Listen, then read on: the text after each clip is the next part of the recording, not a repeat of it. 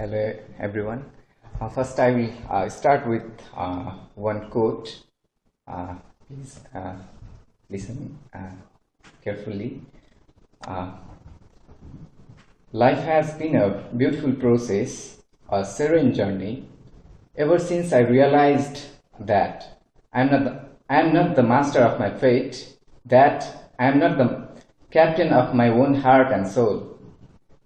It has been a calming revelation, surrendering to the existence and following in her footsteps, irrespective of where she took me, to the dawn or the dusk.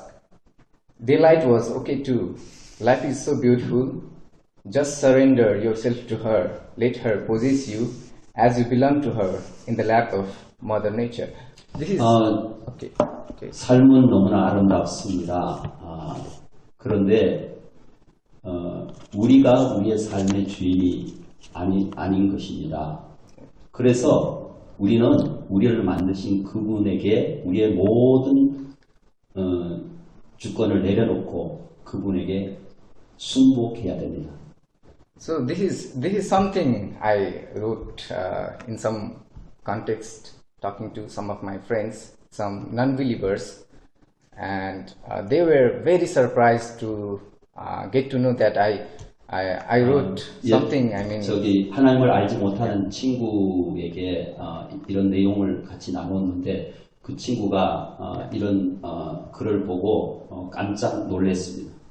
Because like my friends have known me to be very ambitious and non-believer, and I have been non-believer for almost all years of my life, and me speaking like that. 친구가 보기에 나는 굉장히 이기적인 사람이었고 내 자신을 위해서 사는 사람이었는데 이런 글을 보고 전혀 딴 사람이 되었다라고 깜짝 놀란 반응을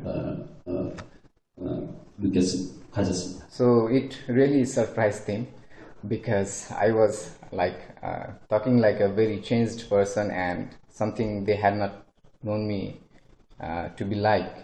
그 전혀 친구가 예상하지 못했던 그런 글을 쓴 것을 보고 친구가 갑자기 어떻게 이렇게 변했느냐고 의심을 가지게 되었습니다. And I had to explain them. It was so interesting to them that a person who always mocked them or made fun of them when they talked about God or religion. Talking like that. 저는 압니다. 이 세상에서 하나님에 대해서 얘기를 하면 많은 사람들이 그것은 쓸데없는 얘기다. 그것은 근거가 전혀 없는 얘기라고 조롱을 하기까지도 합니다. So I shared with them my story, and I will try and share that with you too. I will start with my personal story, and I will tell you about my biography, if it is. Like, 짧은 기간에 영적으로 변화된 이야기를 잠깐 나누고자 합니다. So I was born in a very small village in Nepal, in a very illiterate family. 나는 네팔에서 첩첩산 중에 전혀 교육이라고는 받을 수 없는 그런 곳에서 태어났습니다. My parents, they can't read and write, so I belong to that kind of background, and I was good at studies, and that's because of that I got to I succeeded going to universities in one of the best universities of 그러한 Nepal. 어떤 환경이었지만은 그러나 어릴 때부터 공부를 잘하는 똑똑한 소년이기 때문에 네팔에서도 아주 좋은 학교에 입학하게 되었습니다. And I even became successful coming to Korea, and I studied in KAIST. So that was a kind of huge success for me as far as my background is 그러나 concerned. 하나님의 은혜로 한국에서도 좋은 카이스트에 이렇게 입학하게 되는 그런 축복을 누리게 됐습니다.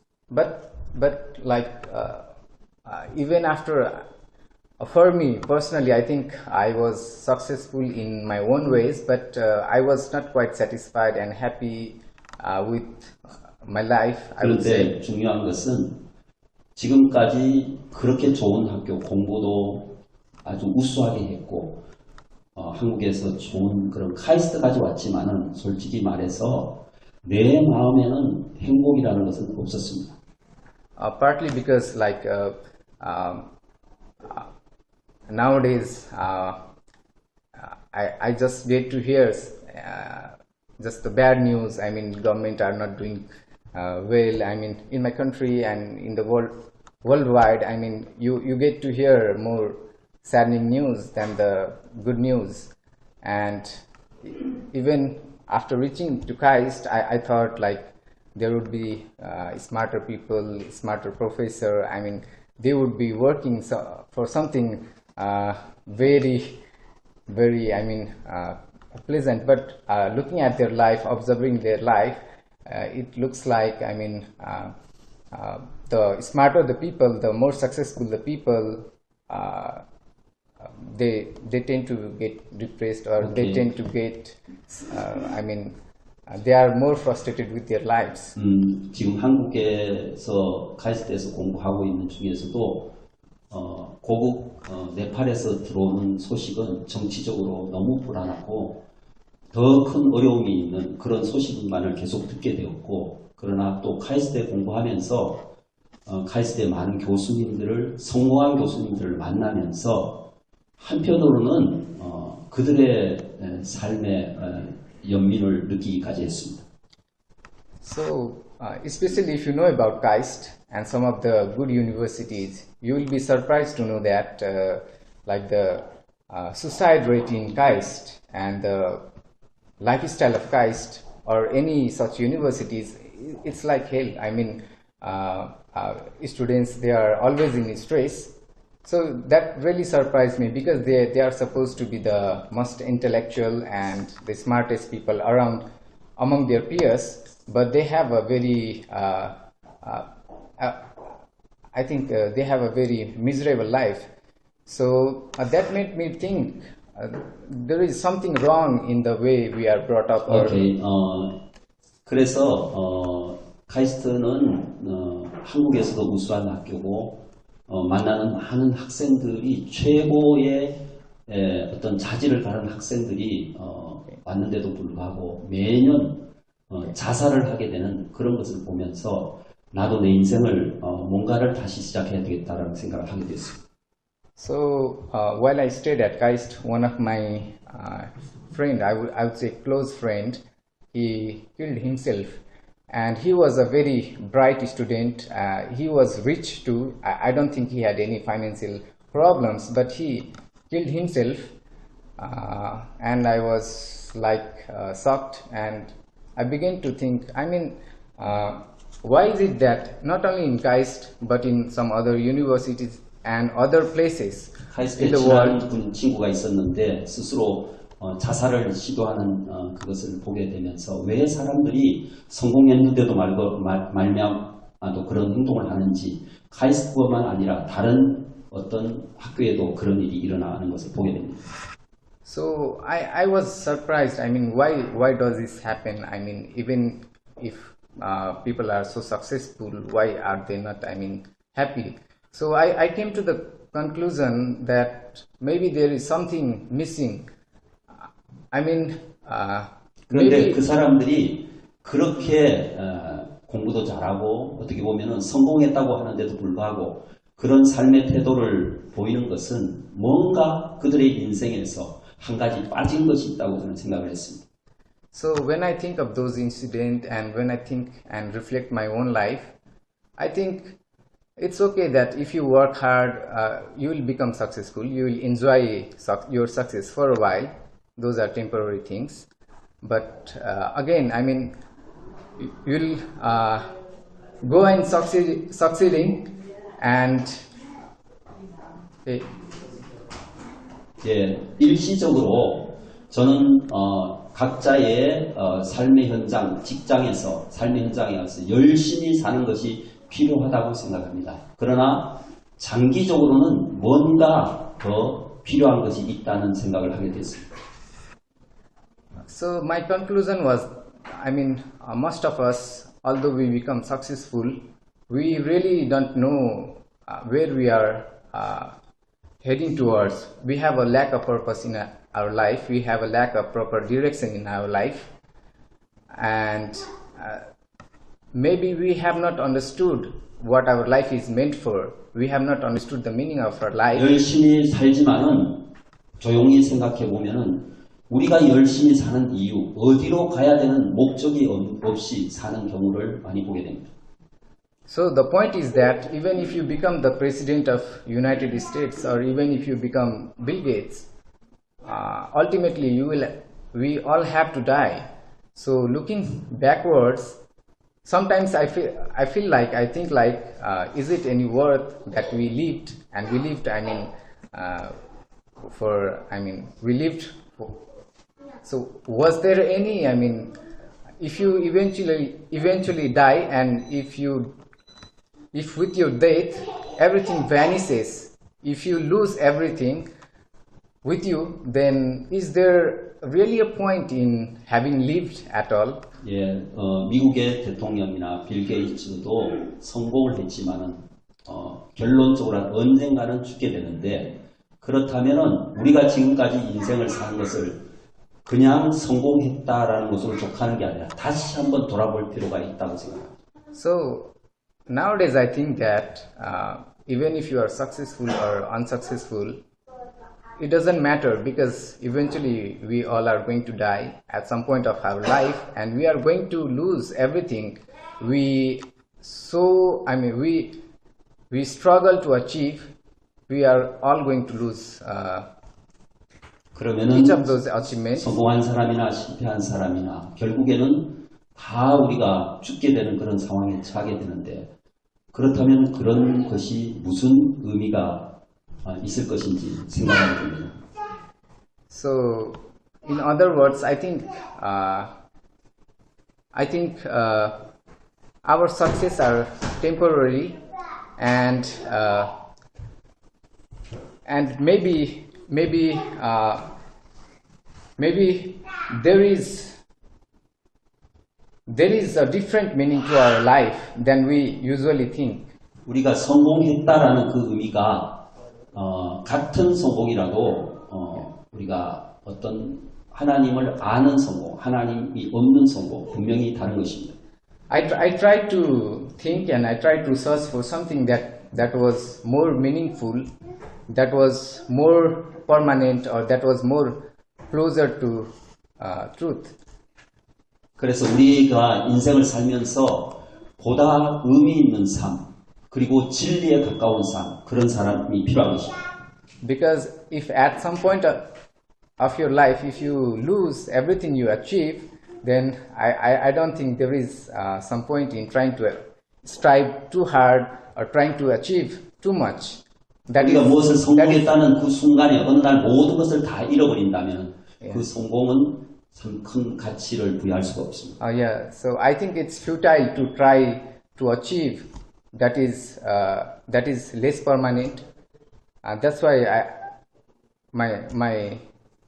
I began my journey of searching something that is eternal, that is more meaningful, that would add more meaning to my life.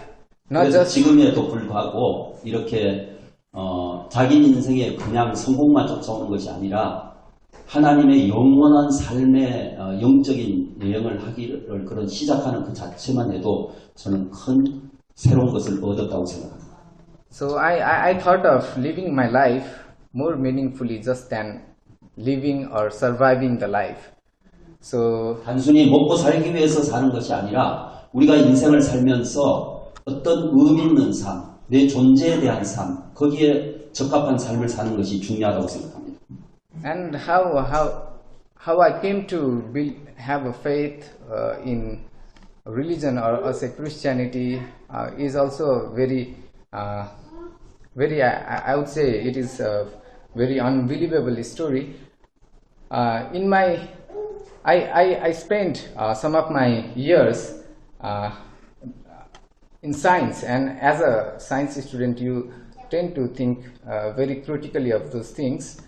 But when you really understand science, you come to the conclusion that many things in this world, the real seems unreal and the unreal seems real. That's the nature of our world. 그런데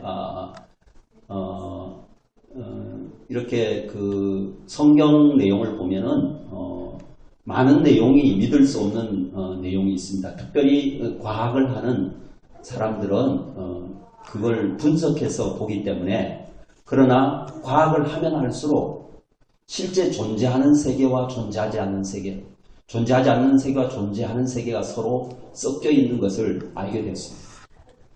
Unreal seems real because we trust our eyes so much. We trust our perception, we trust our brain so much, and that's why we try and believe what's not reality, what's illusion. 그래서 우리가 이 친구는 뇌를 연구하는 이제 그 학생인데, 우리가 인식하는 것은 그냥 뇌에서 보이는 것을 인식하는 수준에 머무르게 됐죠. 그러나 우리의 뇌에서 인식하지 못하는 그런 어떤 보이지 않는 그런 세계에 대한 것도 우리가 영적인 안목이 필요한 것입니다.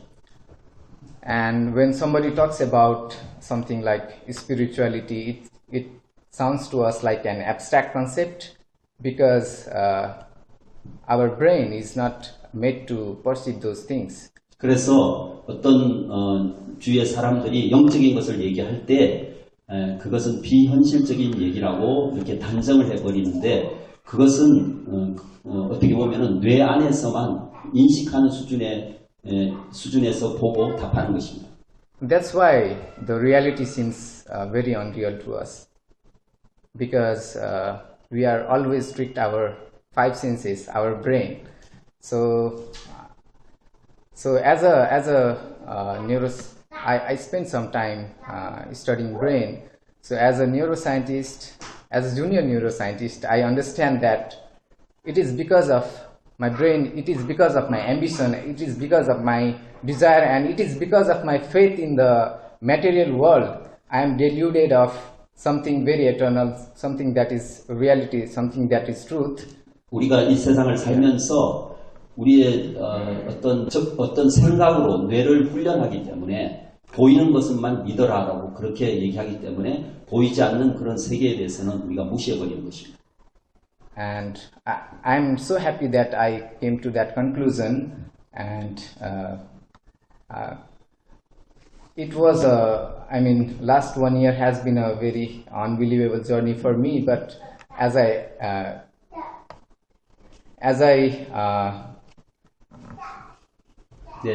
지금 제 상태는 지난 1년 동안 이 어떤 영적인 세계에 대해서 알기 시작하면서부터 지금은 마음적으로 굉장히 행복한 상태입니다.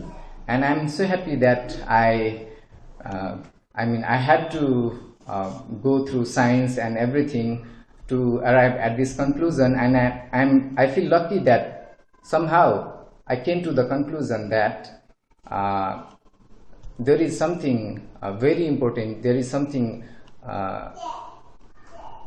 There is that reality we all are searching for, which is not in this physical realm, which is outside this physical realm. What we call is spirit, or what we call is spirituality, is something not very perceivable, but yet true. So I think to understand something that is real, just thinking from our own logic is not enough. 그래서 1년 동안에 이런 어떤 영적인 생활을 하면서 그동안은 보이는 세계만 믿었는데 보이지 않는 세계의 영적인 통일을 통해서 저는 새로운 어떤 생각의 전환을 가져오게 됐습니다. So I have came to the conclusion that without having faith, you cannot reach to the reality. You cannot reach. 우리가 믿음이 없이는 어떤 현실에 보이는 세계 이상의 부분들은 절대 볼 수가 없습니다. So although I think most of the Christians that I make nowadays make friends with, and many of them who visit church, they have a very straightforward liking for the Christianity. Maybe 많은 they are 크리스찬들이 친구들을 교회에 데려가고 아주 복음을 아주 그냥 직선적으로 그렇게 전하는 분들도 많이 있습니다. And I think it's a good thing to have faith without having any questions or without having any critical approach. But in my case, it was a totally different approach. Like I was first. 근데 질문 없이 그냥 그렇게 받는 것도 좋지만은 저는 처음에 시작할 때 그냥 그 아무 의문 없이 그냥 받아들이는 경우는 아니었습니다. I was first critical. I had to first understand some physics. I had to first understand some working of brain. I had to do some thinking. I had to reflect on my life. I had to reflect on sorrows of some of my close friends. That's how I came to the conclusion that this is the reality. This is the truth. And I'm so lucky for the last few months I have spent with in this spiritual atmosphere. 네, 과학자이기 때문에 쉽게 받아들일 수 없지만은 이런 어떤 물리학자로서의 그런 어떤 질문이 그동안 쭉 있었지만은 주위에 또 많은 좋은 분들을 통해서 그런 것들을 서서히 인식하는 단계까지 가게 된 것에 대해서 하나님께 감사드립니다. Because it may have been so difficult for me to explain because faith is not something you can explain by logic. It is something you can experience. 바로 이 믿음이라는 것은 논리적으로 설명하기는 참 힘든데 그런 부분들을 보이지 않고 설명할 수 없는 거지만 경험할 수 있는 것은 축복이라고 생각합니다. And I'm so happy that it's like thinking too much is like always dangerous. Brain is dangerous. Like so, I'm so very happy that in this atmosphere I can enhance my faith. I can have that experience without thinking too much, without making too 그래서 much effort. 우리 뇌는 항상 그럽니다. 그냥 은혜로 받아들이는 것은 그것은 위험한 것이다. 그러나 영적인 세계를 알고부터 믿음으로 사는 어떤 스텝이 얼마나 중요한 것을 알게 됐습니다. I know that now when I meet with Christians, it feels so nice to have a talk to them. But I don't know if you genuinely feel that what Christianity has to say. You believe in that truly. I would never know, but I would maybe ask you to think it hard.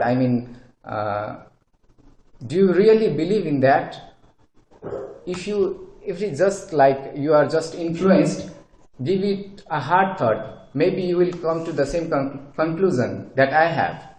그런데 처음으로 우리가 어떤 크리스찬들과 함께 영적인 부분을 같이 나눌 때 그 나눔 속에서는 그 어떤 믿음의 실체를 우리가 알 수가 없지만은 시간이 지나면서 그 믿음의 실체를 조금씩 발견하게 됩니다.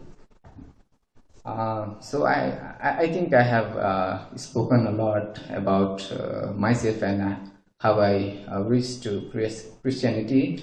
I think this was one of the most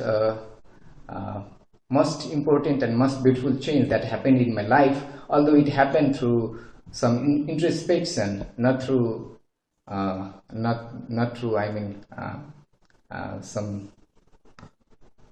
usual way.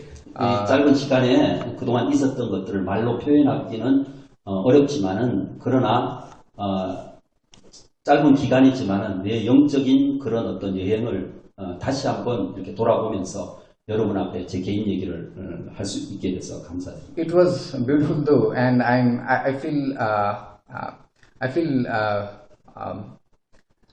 very happy to be among the among the people who already have that vibes, that spiritual vibes in them, and who are already trying to, or who have already met with the reality. 그래서 중요한 것은 이런 어떤 이미 영적인 세계를 경험한 사람들의 삶 속에 하나님이 나를 이렇게 집어넣어서 간접적으로 그런 것을 경험하게 해주는 그것이 바로 하나님의 은혜라고 생각합니다.